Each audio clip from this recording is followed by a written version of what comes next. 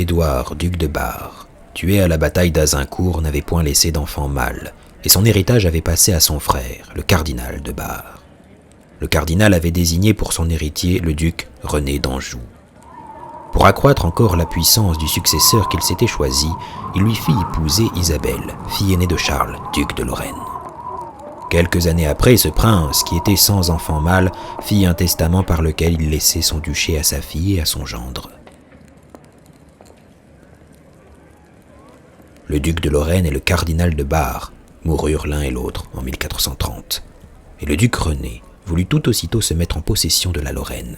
Mais Antoine, comte de Vaudémont, frère du feu duc, prétendit que le fief était masculin et ne pouvait passer au duc René par le droit des femmes. Le comte de Vaudémont avait toujours été du parti bourguignon. Le duc René était un des plus grands ennemis qu'avait jamais eu la maison de Bourgogne. Lui-même s'était, depuis le sacre, déclaré pour les Français, avait joint ses armes à celles du roi et en ce moment même faisait une fâcheuse guerre aux Bourguignons.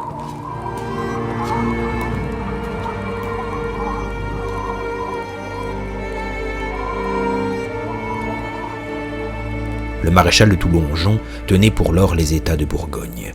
Il était grand ami du comte de Vaudémont et se hâta de porter à la connaissance des États l'injure qu'on faisait à son droit. Les États, voyant combien il serait dangereux pour le duché d'avoir sur sa frontière du nord un nouvel ennemi aussi puissant que le serait le duc René, résolurent de soutenir son adversaire. D'ailleurs, on répandait le bruit qu'après avoir soumis le comté de Vaudémont, ce prince voulait entreprendre la conquête de la Bourgogne.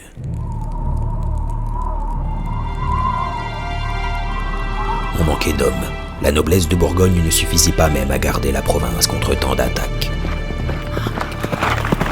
Le maréchal se rendit à Bruxelles pour exposer au duc la détresse de son principal domaine et pour le prier d'y envoyer un renfort de ses gens de Picardie et d'Artois afin de défendre la Bourgogne et d'aider au comte de Vaudémont. Ils rassemblèrent 1000 ou 1200 pauvres compagnons accoutumés depuis longtemps à courir les camps et à vivre de pillage, de ces hommes qu'on voyait partir sans trop s'inquiéter s'ils reviendraient, mais raides, vigoureux et éprouvés à la guerre.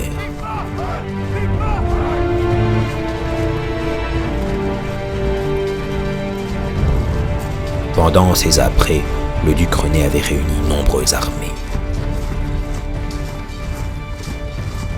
L'empereur d'Allemagne avait reconnu les droits du duc René qui trouva d'abord peu d'obstacles à les faire valoir. Après avoir pris possession de toute la Lorraine, il fit signifier au comte de Vaudémont de lui rendre foi et hommage. Sur son refus, il vint mettre le siège devant la forteresse de Vaudémont.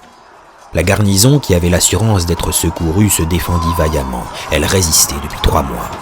L'armée de Bourgogne se réunit avec les Picards qu'amenait le maréchal de Toulongeon. Le comte de Vaudémont y vint aussi avec ses partisans. On commença par entrer dans le duché de Bar et y mettre tout à feu et à sang, comme faisait le duc René dans le comté de Vaudémont. Alors ce prince, laissant assez de monde pour continuer son siège, s'en vint à la rencontre des Bourguignons. Ils n'étaient point assez nombreux pour s'engager ainsi dans un pays difficile, tout coupé de haies et de fossés. Les vivres allaient leur manquer. Le maréchal ordonna prudemment, au grand chagrin du comte de Vaudémont, de revenir en Bourgogne. Mais le duc René les avait gagnés de vitesse et se trouvait sur le chemin du retour. Dès qu'ils en furent informés par leurs coureurs, ils tinrent grand conseil. Quelques Anglais qui se trouvaient en cette armée, les Picards qui avaient l'habitude de combattre avec eux, furent aussitôt d'avis de mettre les archers au front, retranchés derrière leurs pieux, et de faire descendre de cheval tous les hommes d'armes. Les Bourguignons n'étaient pas accoutumés à cette façon de combattre. Les gentilshommes ne voulaient pas mettre pied à terre. Cependant, le maréchal l'ordonna sous peine de mort, et tout se disposa selon l'usage des Anglais, en plaçant par derrière et sur le flanc gauche un rempart de charrettes et de bagages, afin de ne pas être surpris de ce côté.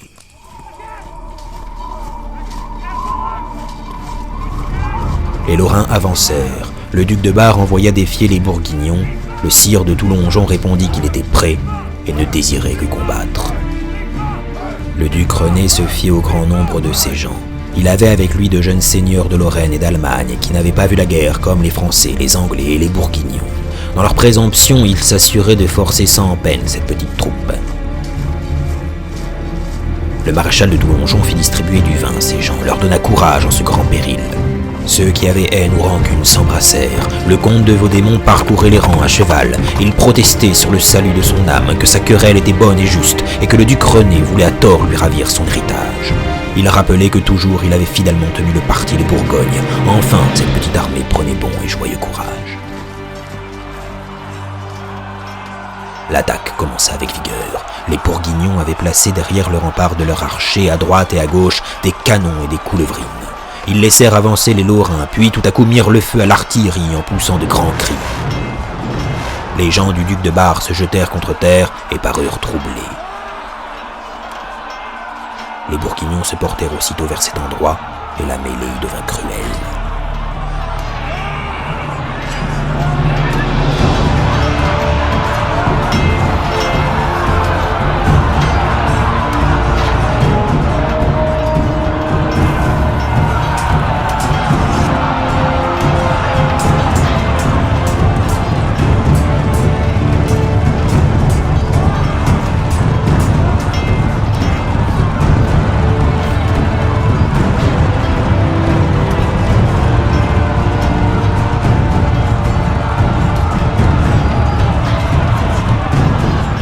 René fit les plus vaillants efforts pour les rallier, mais, blessé au visage, il fut forcé de se rendre prisonnier.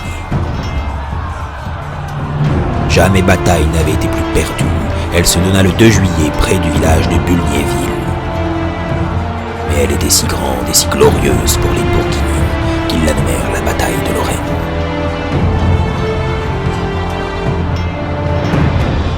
Le maréchal de Bourgogne revint en grand triomphe à Dijon, ramenant son illustre prisonnier. Comme c'était lui qui était chef de l'armée, il refusa au comte de Vaudémont de lui remettre le duc René. Peu de jours avant cette victoire inespérée, le duc de Bourgogne avait envoyé au roi de France une ambassade composée de Jean de la Trémouille et du sire de Jaucourt. Ils étaient chargés de traiter de la paix générale, mais, comme il était difficile de la conclure promptement, ils avaient commission de négocier une trêve afin de soulager le pauvre peuple et le préserver d'une ruine entière. Le roi était à Chinon. Les députés du duc y passèrent longtemps avant de signer les trêves. Pendant ce temps, la guerre continuait vivement sur les frontières de Bourgogne. Elles étaient attaquées à la fois par le Nivernais et le Charolais. Le maréchal de Toulongeon avait marché contre les Français qui envahissaient les frontières vers le Nivernais. Mais une plus forte attaque se préparait contre le Charolais.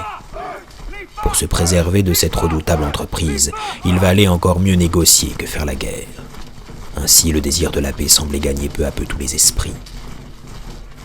Dès que le duc semblait disposé à la paix, les Anglais commençaient à s'inquiéter et s'efforcer de ne point le laisser se séparer d'eux. Une lettre fut écrite au nom du jeune roi à son oncle de Bourgogne. Le roi d'Angleterre avait répondu que sans l'avis, le conseil et l'assentiment du duc de Bourgogne, il ne pouvait traiter, pas plus que le duc de Bourgogne ne le pouvait sans lui. Le conseil d'Angleterre avait donné la même réponse en ce qui touchait toute trêve ou suspension de guerre. Le duc se serait aussi fait conscience de faire une paix séparée, mais quant aux trêves, il lui semblait qu'il en pouvait conclure pour mettre ses sujets à l'abri de la guerre. En traitant ainsi avec les Français, le duc, pour que les Anglais n'eussent rien à lui reprocher, rendait compte de tout au roi d'Angleterre. Son zèle n'alla point cependant jusqu'à se rendre à Paris pour assister au couronnement de ce jeune roi Henri, qui fit enfin son entrée. Les Parisiens étaient si mécontents, se regardaient comme tellement abandonnés dans leur misère par tous les princes et les gouverneurs, et même par le duc de Bourgogne, en qui ils continuaient à se fier, qu'il avait paru à propos de ranimer leur courage. Le Parlement, le prévôt des marchands, les échevins allèrent solennellement au-devant du jeune roi anglais et le haranguèrent. Le peuple criait « Noël !» On s'était efforcé de rendre cette entrée magnifique. Dans chaque rue, on avait dressé des échafauds, et l'on y représentait de beaux mystères.